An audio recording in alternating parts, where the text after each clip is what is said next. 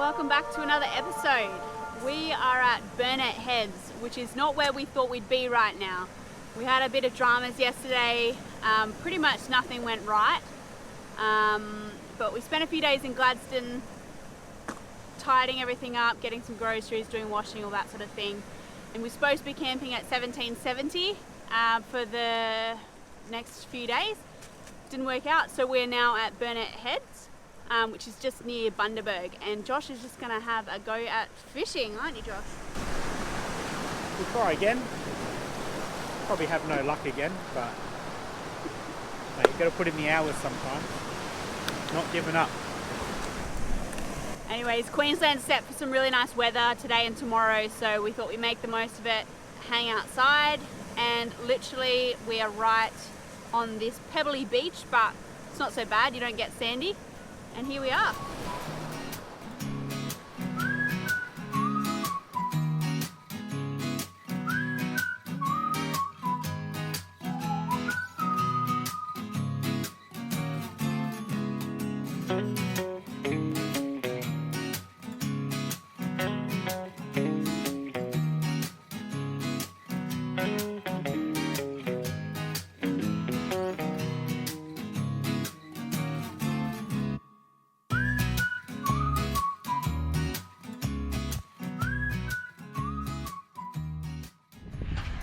Well mate, still no fish, but hey, that's okay.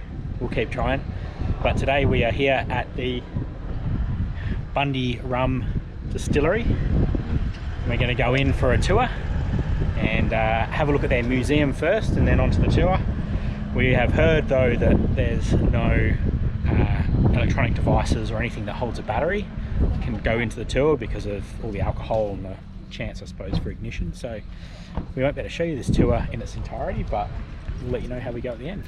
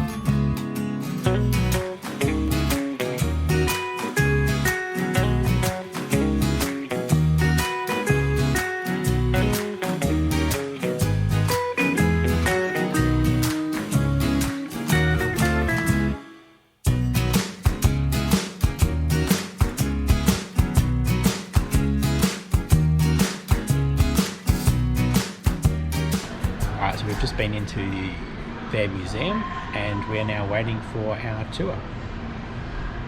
So should be good. Pretty good museum. Yeah, really cool. You walk through like big barrels, which is like sick. And there's just heaps of information about the history of it, their marketing history, how they make the rum. And plenty of bottles. All right, we're going to go for our tour now.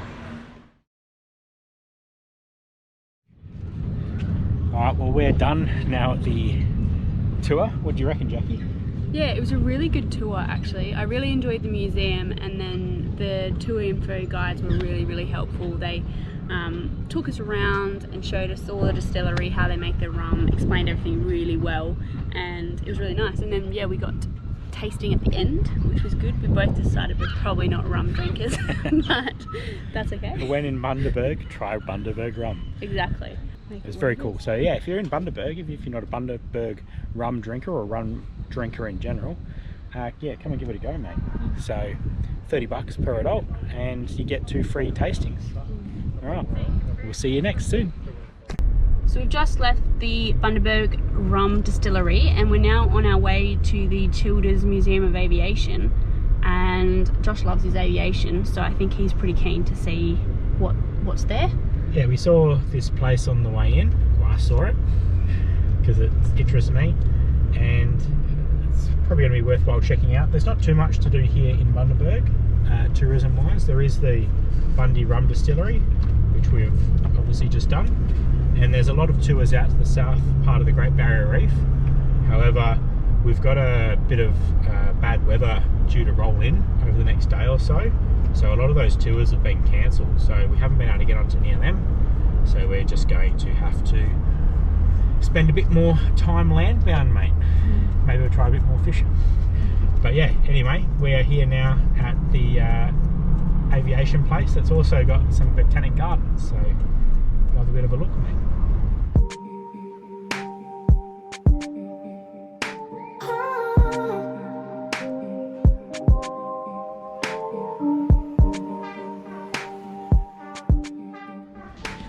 So we're here at the Burt Hinkler Museum. Burt Hinkler was a pioneering aviator that was born here in Bundaberg and eventually moved over to the UK for a while. And he made some pretty record-breaking flights, including a flight from Sydney to Bundaberg that took almost 9 hours back in the 1920s. So this is a museum all about him and about the pioneering feats of aviation, mate. So a lot of cool biplane models like this. And yeah, we're gonna just have a bit of a wander around and have a bit of a read. There's a few interactive exhibits, so yeah. Right, we've got to jump into a movie first and watch a little 15-minute movie about his life and everything that he did, mate. Burt Hinkler's life began in the small Queensland town of Bundaberg. From those humble origins, he would become one of the most significant aviators of his time and an international celebrity.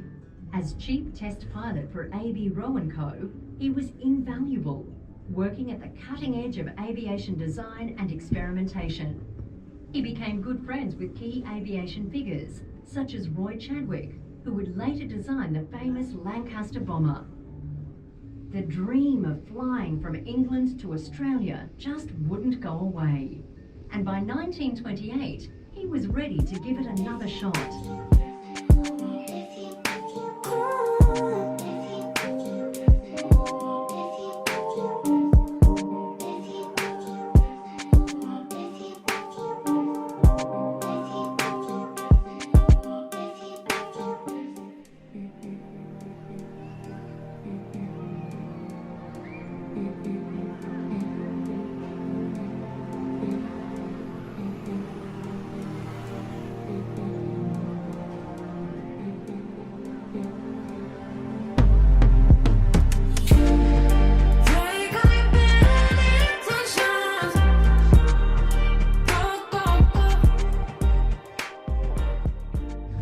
So this plane that's above us is the plane that Burt Hinkler designed himself and tried to sell, but was never successful because the Great Depression rolled around in the 1930s. But yeah, he named it the Ibis after the bin chicken. And it was supposed to be an amphibious aircraft, so thus it's got the float design underneath.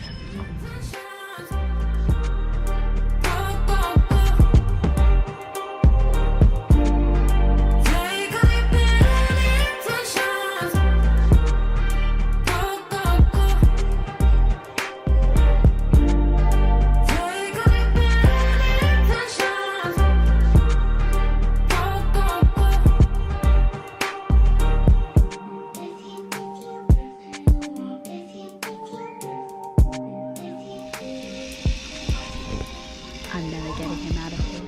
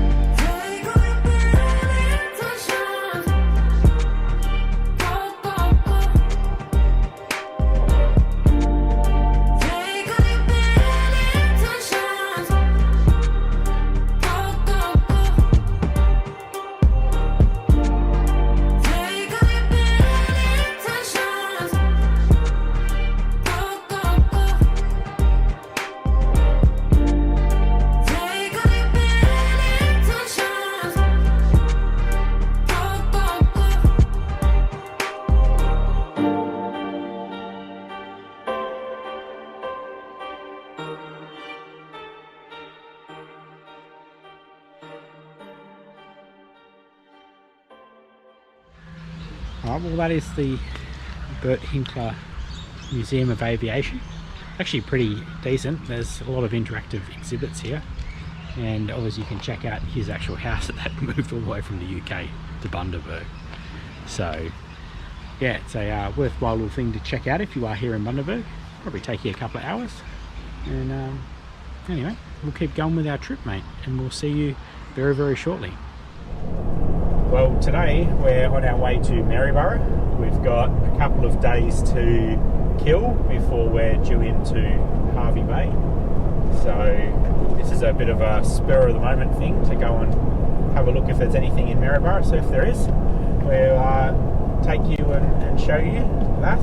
We're currently making our way to the Visitor Information Centre to go and get a permit to stay in a free 48-hour rest spot that they have in the middle of town. So free's always good than paying. That's what we're doing, but it's a bit of a wet morning this morning, mate. So yeah. Anyway, onwards to Maryborough. Let's go. So we've arrived here in Maryborough, and we're currently down in their parkland on the last Sunday of the month. And every last Sunday of the month they have their miniature steam trains running down here, and you can ride on them for a nominal fee, mate. So check this out.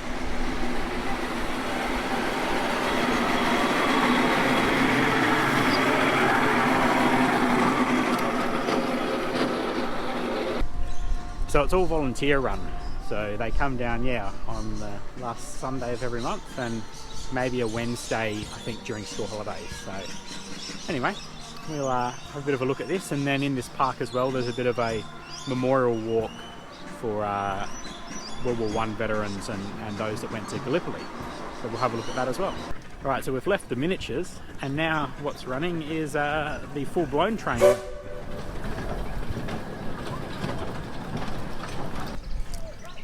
Trains everywhere. There's trains everywhere, mate. So alright, we're going to jump on this one and go for a ride, eh? Go for a ride around the park. Sure. Alright, let's do it.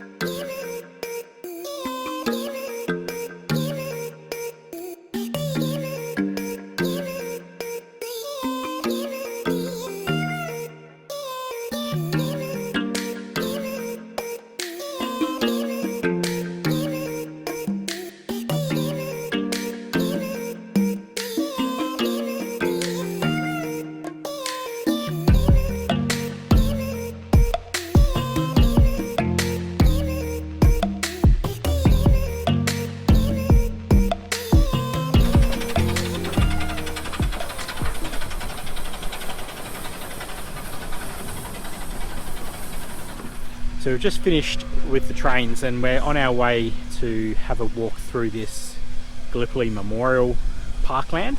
But on the way, we just come in front of the Maryborough Courthouse, which is the oldest courthouse that's still functioning here in Queensland. So pretty cool, 1878, and the architecture's, yeah, pretty magic, mate. So check that out. We found out that Maryborough was supposed to be the capital of Queensland, can you believe it, back in the day, before they discovered the Brisbane area. So there was a lot of influx of migrants into this area coming up the river to work in Maryborough, and so courthouses and things like this were built pretty early on to deal with that influx of population. Anyway, alright, we're going to go now to the Gallipoli Memorial Walk.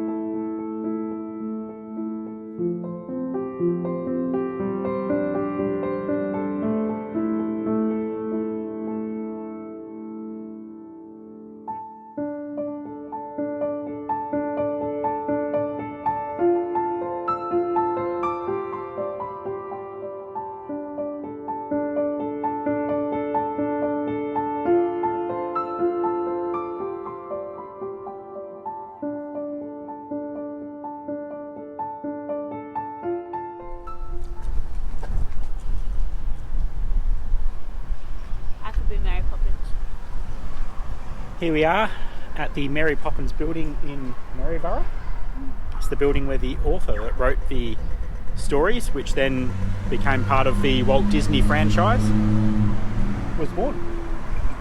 So the first bank built on this site was 1867, and this is actually the third building built on this site, and it did remain a bank till 1955.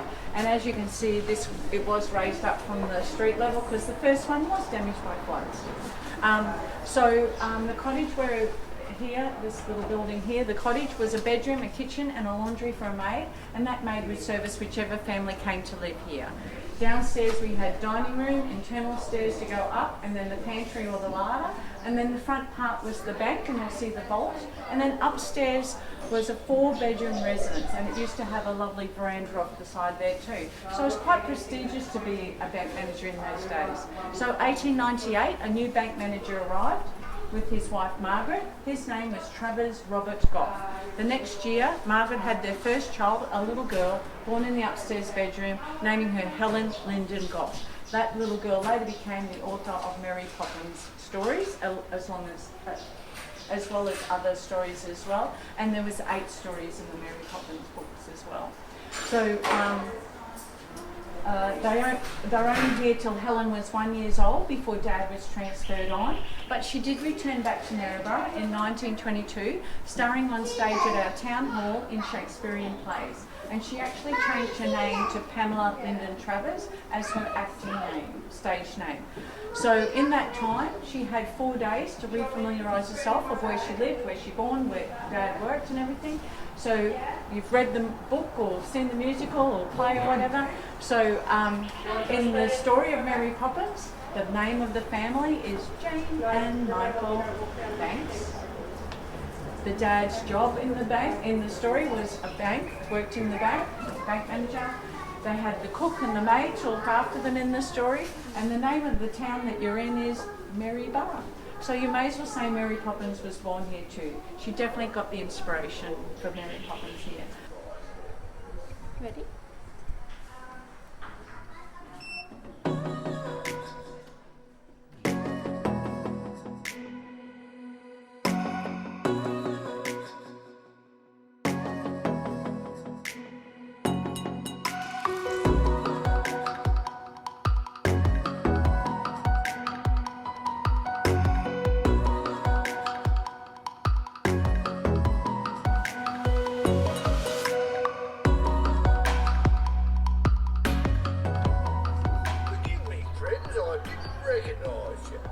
And I didn't recognise myself neither.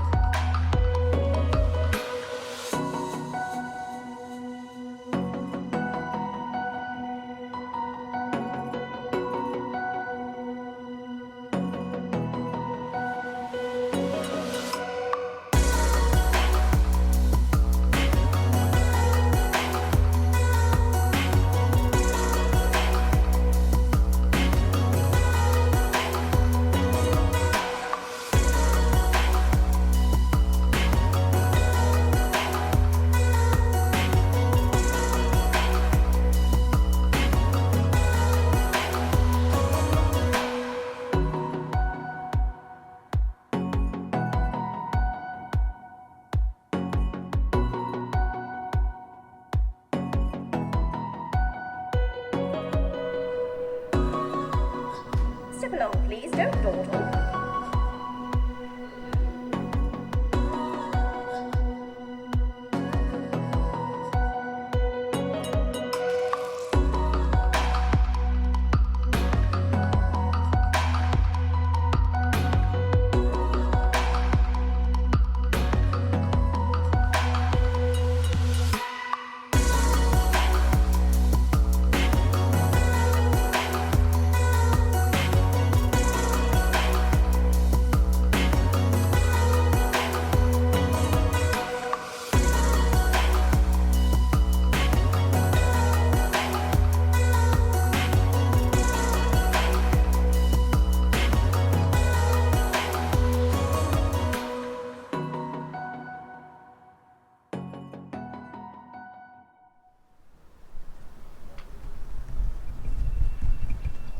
Alright, so the last thing we're checking out here in Maryborough is the Maryborough.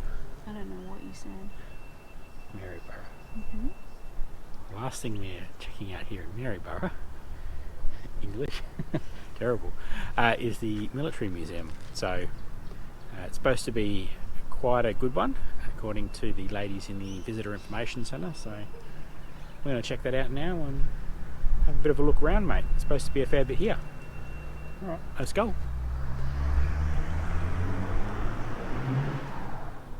So folks, what I'll show you here is a civilian equivalent of the Victoria Cross, granted to us by the Queen in 1975 under the Whitlam era government. We were granted our own honours and award system. So this is the Cross of Valour under the Imperial Honours and Awards, which is probably about the second drawer down. On the other side of that cabinet was the George Cross. Alright, so this is Tim Britton's for the Bali bombings. You're familiar with the Bali bombings? Yes, yeah. So Tim was a serving police officer. He was on leave in Bali. He was with the United Nations Police in East Timor. So that's Tim and John, the owner of the museum. He is Australia's most decorated policeman. He was decorated policeman before he got the Cross of Valour. That's him there, and those fellas got commendations for bravery for tackling some lunatic in Western Australia running around wanting to carve people up with a machete. Alright, so he was in the military before he joined the police, and he is still a policeman today in Western Australia. He trains in anti-terror squad. Okay. Alright, so this is the only medal in the Commonwealth made in pure gold. Oh, wow, look at that. So if you want to put your finger under it like that, under that glove, and feel the weight of it, you'll see why it's not worn every day of the week. Oh my gosh, that's so heavy. It's 3.25 ounces of pure gold. So yeah, to prove that it's an original medal, alright, we flip it over. Timothy Ian Britton, across there. Yeah. So you wouldn't get that close to one of these in Canberra, alright? Definitely not. So righto, John purchased this medal in London in 2008. It come up for auction in London. He was over there. He was bidding against a fellow by the name of Lord Ashcroft, and if anyone has heard of him, he is the biggest collector of Victoria Crosses in the world. He currently has about 180 or 181 in his collection. So John was on holidays over there when this come up for auction, and he said, I want another VC for the museum, because we used to own Keith Payne's set, but with Keith's blessing then we on-sold them to the War Memorial in Canberra. So John decided he wanted to buy another one. The starting price was £140,000. The bidding went up in £10,000 increments. I'm not at liberty to tell you what he paid for them. Alright, but yeah. But Yes. what he paid for them was all donated to charity. Alright, so it's a Victoria Cross, a Military Cross, World War I trio with an MID, mentioned in Dispatch, and if you look up London Gazette, that'll be in there as well. Coronation of the King, Coronation of the Queen, the French medal La Croix de Guerre, and this is what makes it a rare medal set, is the Panamanian Government Medal of Solidarity, Panama being the only country in the world that doesn't have their own army. We are led to believe there was only 6 gold, 6 silver and 100 bronze of those medals. As far as we're aware, he's the only Victoria Cross recipient to receive the Bronze Panamanian Government Medal of Solidarity. So the dates of the actions on the back of the French medal, the Croix de Guerre, is the same as the dates of the actions on the back of the Victoria Cross. Alright, so original medal, Herbert James, on the bar up there. Dates of the actions.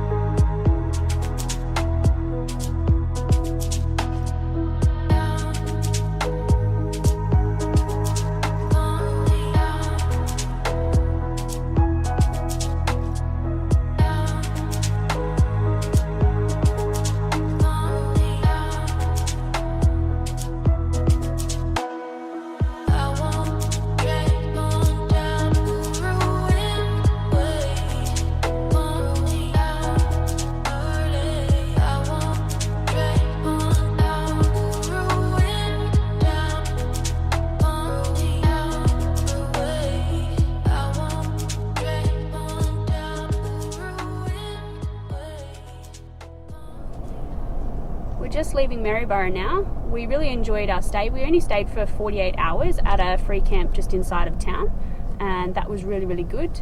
And then now we're on our way to Hervey Bay, which is only a 35-minute drive. It's nice and close, which is a nice change.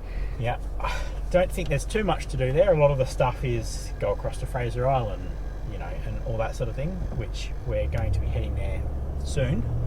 So hopefully there might be some unexpected surprise, a bit like Maryborough. We'll go visit the information centre, see if there's anything to check out actually in Hervey Bay.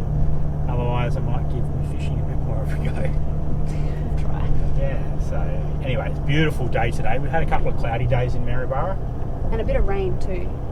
But today is glorious. Winds are down, sun's out, and there's not many clouds in the sky, mate. So hopefully it is an omen to say that better weather's coming, and yeah, we're going to enjoy our time down on the coast. Yeah.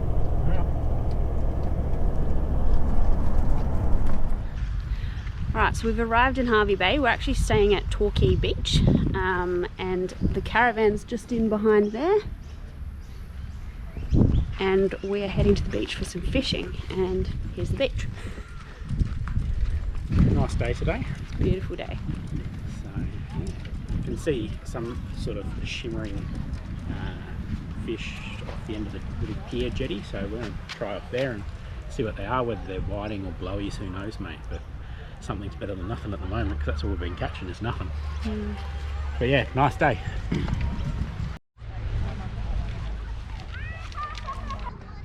Well, mate, the finger jetty was a bit full, so we've come just down to the beach, and I'm still not having any luck, but I got a fish! little sand whiting, mate. So I still got my yeah. bait too. Quite a nice fish, mate. A bit undersized, I think. Yeah, that's alright, we can let him go. Good fun though. Well done. Yay! Well, I got myself another fish, another little undersized whiting. And Josh's going to change his rig setup because he's not happy that I'm catching all the fish and he's not. So, but it's fun. It's a lot of fun. They're just small little fish, and they're really pretty to look at. So that would be my third whiting to Josh's nil. How's it feel? I think I'm retiring to deckhand.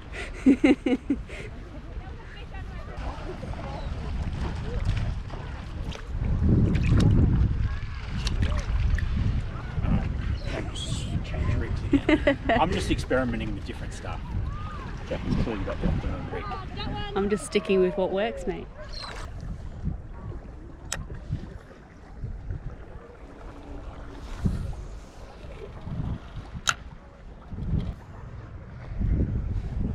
Now that the camera's rolling, I won't catch anything.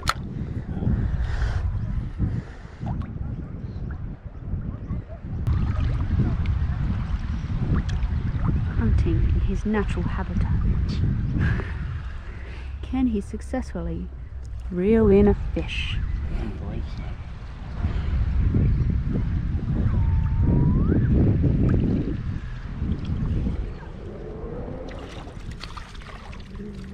He can.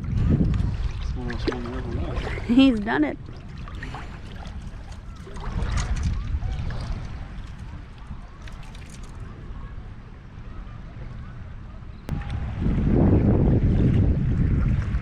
Mate, they're nibbling hard.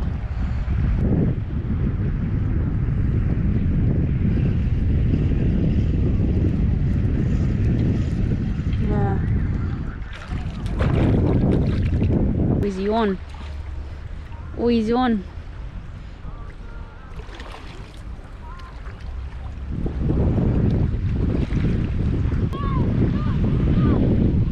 Too small.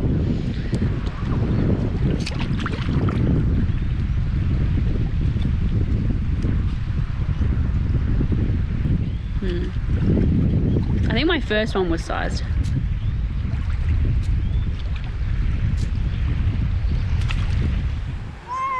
Well, mate, we're still here at Hervey Bay. Really enjoying this spot. It's really nice down here at the beach. We're just going to try a bit of low tide fishing. See if there's any fish around. There may not be, but the waves are well down at the moment, or the wind's down, and so the chop's down. so we're going to see how we go. We're lucky enough to get one sized whiting, and just sized, last night, so we're going to see if we can get another one. There was a lot of juvenile sand whiting around yesterday, so yeah, anyway, it's really nice. We're really enjoying Hervey Bay, and if you just want a chill beach getaway and you're on the east coast, yeah, come to Hervey Bay, mate. It's good. So it's probably my favourite point down the east coast beach wise so far, but there's always more to come. Hopefully sort of tomorrow we're due to head round to like Tin Can Bay, Rainbow Beach, so we'll give a bit of fishing, probably a go round there as well. But yeah, anyway, loving it here, eh? Very good. All right, let's get into another session.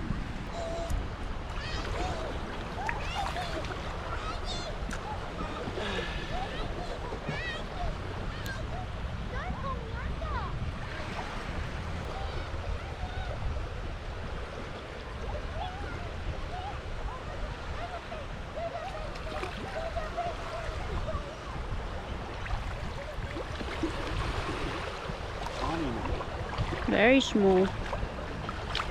Tiny little thing. Tiny.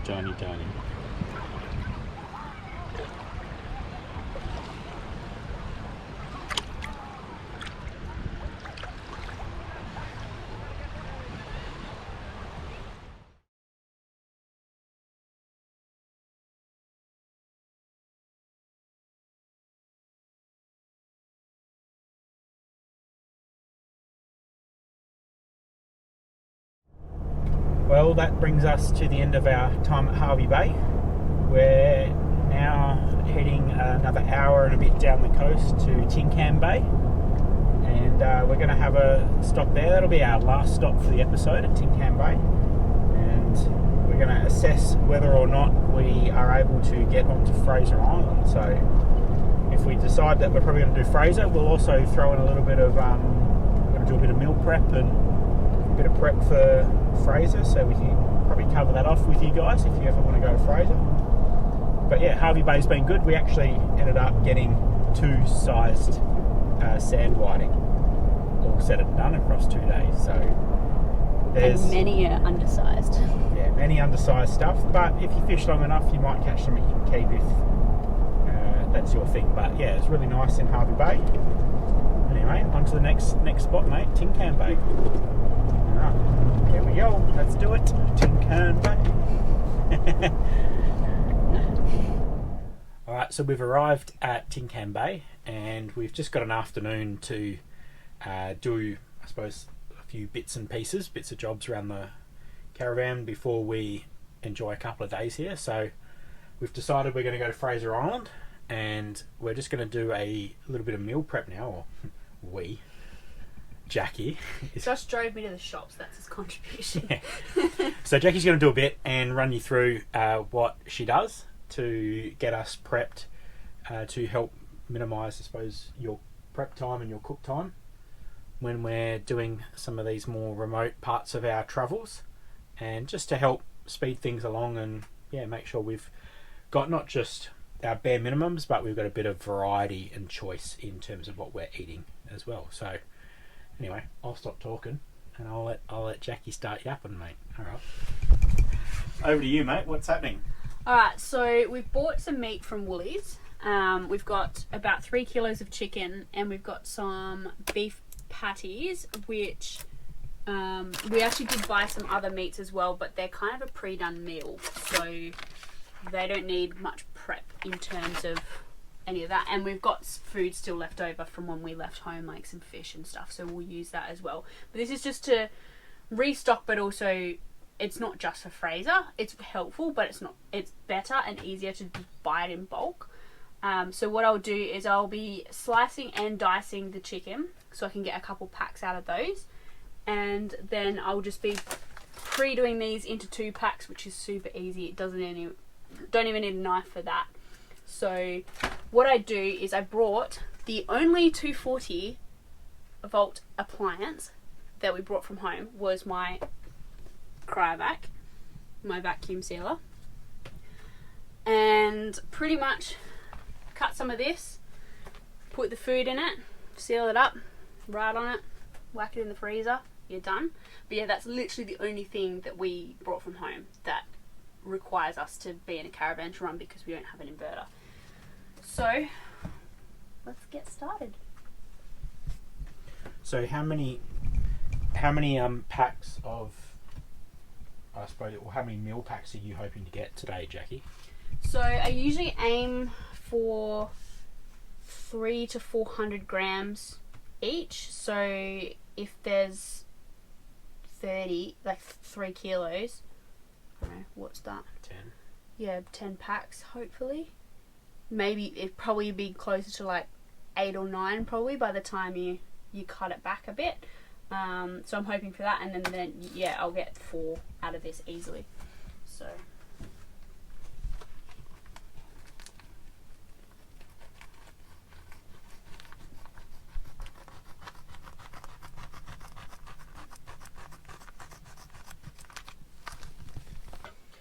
okay.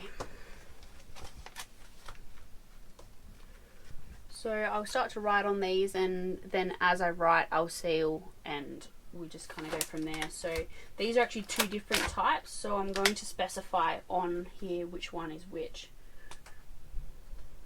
And the date today is the 29th. So you're just trying to do all the clean work before you get your hands messy? Yes, I will get this all prepped and ready. I'll then put the meat in, and then I will wash my hands, and then I can vacuum seal the contents because it saves washing hands multiple times.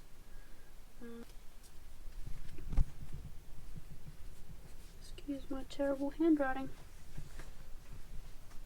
So we still will take all our fresh veggies and everything, but it just helps Jackie portion control stuff better, and as she said, we can buy 3 or 4 kilos of chicken, and instead of, you know, wasting a lot or buying these 500 gram packs where it's really a bit too much for 2 people for us, we can have that smaller quantity at 300 grams and not be wasting chicken or feeling like you've just got to eat chicken for days to get through that pack. So works well, mate, and she's got a good system. So yeah, it's a pretty straight, easy thing. How long do you think you'll take, Jackie, to do all of this? Chicken takes longer than I think it does to cut. So the beef patties I have no doubt will be done in about 10 minutes, but the chicken, by the time I cut it all up, it could be, I don't know, 45 minutes to an hour probably by the time that's done. And with the chicken, you cut it all, and any offcuts you turn into like a diced for... Yeah, so I try to slice as much as I can, and then when it becomes too difficult and I'm not getting the slice size that I want, I then change it to dicing, and that's how I can... It's easier to do it that way because then I'm utilising all the chicken and it's not just a couple of scrappy bits. So the scrappy bits kind of go into the diced bit mix, which is really good and is great for stir fries. Sweet. Alright, I'll get out of your way and let you keep going.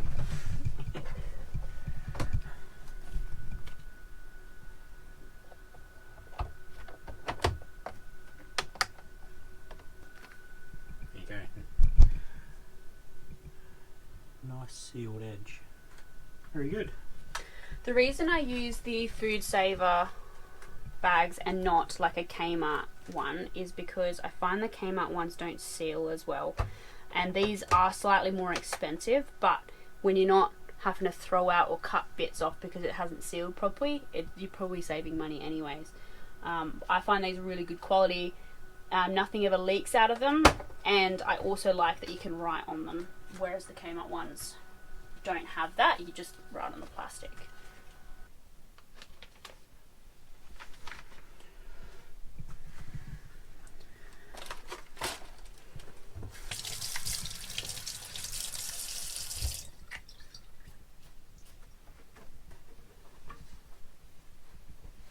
Righto. Time to seal. Good. Yep.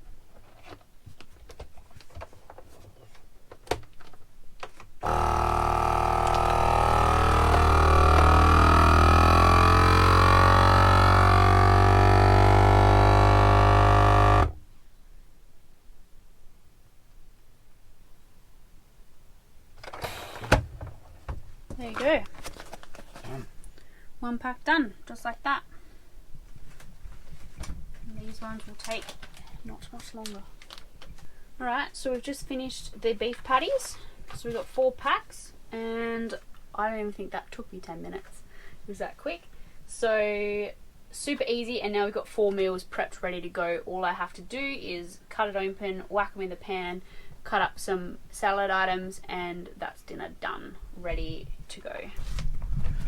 Yeah, it's pre-portioned, and also, you know, your rubbish at the end of the day is just that, which can be easily thrown in a bag. Rather than that. Compared to, yeah, these hard plastic containers, which are hard to crush, especially when we don't have much rubbish space because we're out free camping for, you know, a number of days, week or more. So that's another benefit, as well as, yeah, being prepped and portioned, mate. So, all right, I'll take these out to the car, whack them in the freezer, and show you a couple of the other meals that Jackie was saying before that we've got, which are just some ones done from Woolies. We actually haven't tried any of them, so it'll be a bit of a test and try and see if they're any good. But they're much the same. They're these kind of packs, pre-portioned packs, but they're just in a cardboard box. So yeah, I'll do that, and I'll leave Jackie to getting through this 3 kilos of chicken, mate. Yay. Good Lucky luck. me.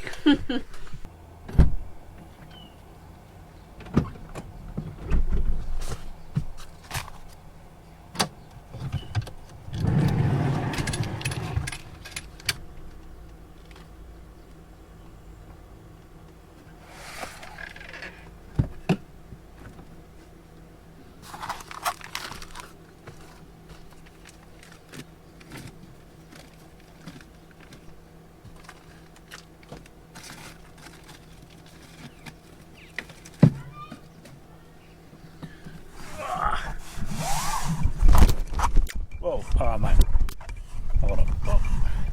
Alright, there we go. Alright, so we got, these are some of the other things that we've just picked up. We're going to give them a try. These Woolies cook everything. So this is a butterflied beef in a rich and savoury sauce. So these are good. You just pull them out of the, pull the cryovac pack out of the cardboard box, and normally just stab a couple of holes in the top, stick it on a tray and slide it in the oven. This one is in the box, I think, for 30 minutes, 30 or 40 minutes. So that's pretty good. So we got that one. So butterfly beef. We've got a roast beef and onion and garlic gravy. So that's not too bad. And like this sort of thing here, like 500 grams. So that should be good for 2 people.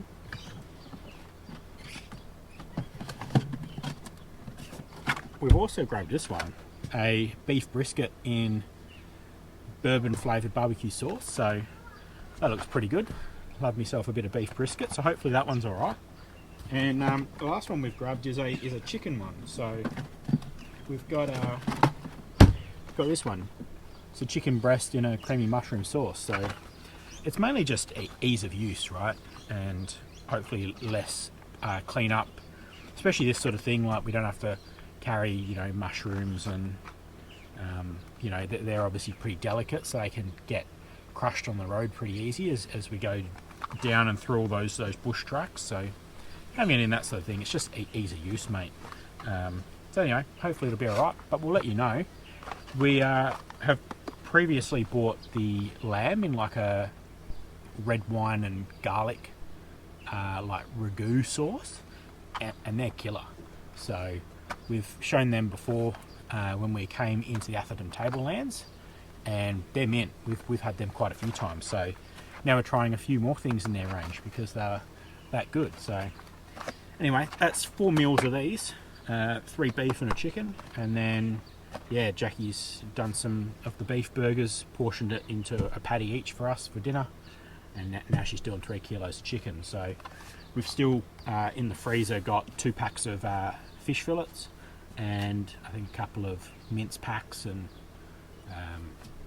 yeah, a couple of other bits and pieces. So just a bit of a top up for us, and it'll keep us going for probably another month or so, which is great, mate. So just saves the prep and allows us to enjoy the locations we're in a bit more. Anyway, all right, I'll let you get back to Jackie. And I'm done. So we ended up getting 4 packs of diced chicken and 4 packs of sliced chicken. The diced chicken sitting around the 350 gram mark, and the sliced chicken probably around 250, 300. But that is kind of all we need for the meals that we have. And yeah, it took me probably close to an hour. Cutting chicken is a tedious task. But we're done, and I don't have to touch chicken for a while, so that's nice. Now we'll get these in the freezer, and we are ready to go.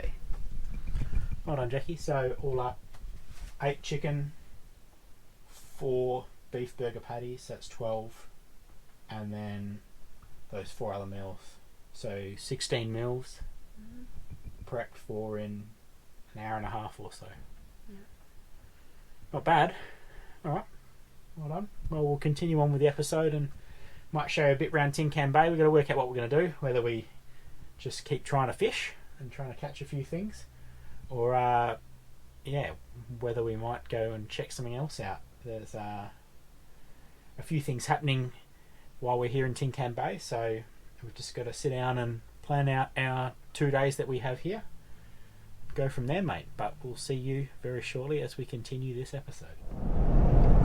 Well, this morning, in further preparation for going to Fraser Island, we've come half an hour around the corner to Rainbow Beach, which is just south of Inskip Point, where you catch the barge, and there's an office for the barge at Rainbow Beach. So we've been in there this morning and had a talk to the staff there. We've paid for our barge ticket, which to take a caravan and a car across at the moment is $260 return. And you spoke to them about other permits and things that we need, hey? Yeah, so you need a vehicle permit, which you can, I believe there's different time frames. We've bought the 1 month one, so it allows you to get access on the island. If you don't have one, you can get fined. There are cameras on the island. There are also police over there enforcing things, so you have to have a vehicle permit. And then it's your campground permits as well, which you can just get online. I think it's $7.25 per adult per night for each campground. So what she gave us was, because we don't have access to a printer, and this is actually all throughout Queensland, they actually give you these camping tags, which are fantastic. You can just write your details on them rather than printing out your documents. She also gave us a vehicle access permit slip that we can keep in the front dash of our car. So again, you don't need to print things, which is really handy when you're traveling on the road. And then she's given us our barge ticket. And then the other thing that they give you is like a map, and they've also given us some dingo safety advice, how to drive on sand, and some tide information, which is really important when driving on the beach, because the tides do affect when you can and can't drive. Yeah, even though the barge travels or goes back and forth all day, it is your responsibility to check tide times. So when we're looking at going, what time does the barge run? I think just after 6 a.m. It runs. All day for like almost 11 or 12 hours, eh? Yeah. So even though that's the case, high tide for us is going to be 10 a.m. on the day that we're going across for the barge. And the Manta Ray staff recommend that you really don't travel 2 hours either side of high tide. So you want to be off the beaches at that time. So if high tide's 10 a.m, 2 hours before that is 8 a.m, you want to be off the beach. Now we want to get a bit of a way up Fraser, and hopefully we'll drive all the way to the top and then work our way slowly south back towards the barge. That's our plan anyway. So it's probably going to be an hour, maximum 2 if we get stuck or something. So we got to be off the beach at 8 a.m, so we're going to try and be at in skip catching the first barge at 6 a.m. in the morning, which means we're probably going to have to be up at 4:30 to be able to drive around, air our tyres down, drive onto Inskip Point and go from there. So just got to keep that in mind. But yeah, anyway, we're prepped for that, and now we are heading back to Tin Can Bay to go and have a look at an open day that a model aero club has. Yeah. So hopefully that's happening, and if that is, we'll cut to that now. Cool. Well, we're here at the Model Flying Club, and there's a lot going on, mate. There's quite a lot of different models here, and they're all flying around. Beautiful day for it, light wind, and it's a good little club. Looks like they got, 20 odd members, and they've all got various different models, so we'll show you a bit of that right now. But yeah, it's cool, mate. So if they have an open day and you're in Tin Can Bay, come and check it out. It's definitely worthwhile. They're very talented flyers, and they obviously love their hobby, and I love a bit of aircraft as well, so this is right up my alley.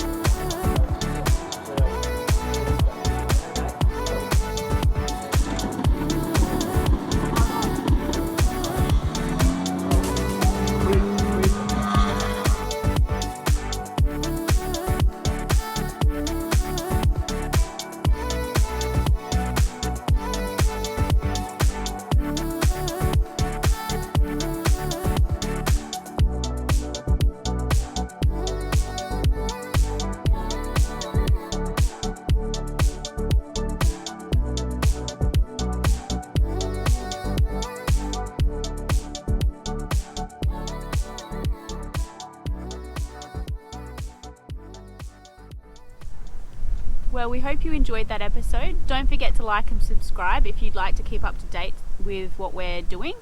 And up next, what do we got?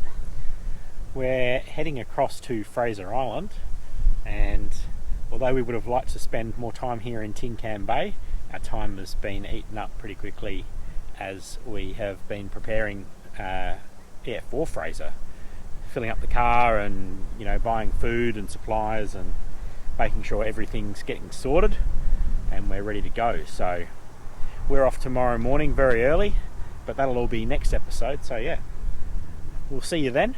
But thanks for watching, and we hope you've enjoyed this next leg of Queensland that we've been on this episode. So it's been good. We're slowly heading south, and Fraser will be one of our last things that we do in Queensland before we start in New South Wales. So yeah, as Jackie said, subscribe, and we'll see you in the next episode.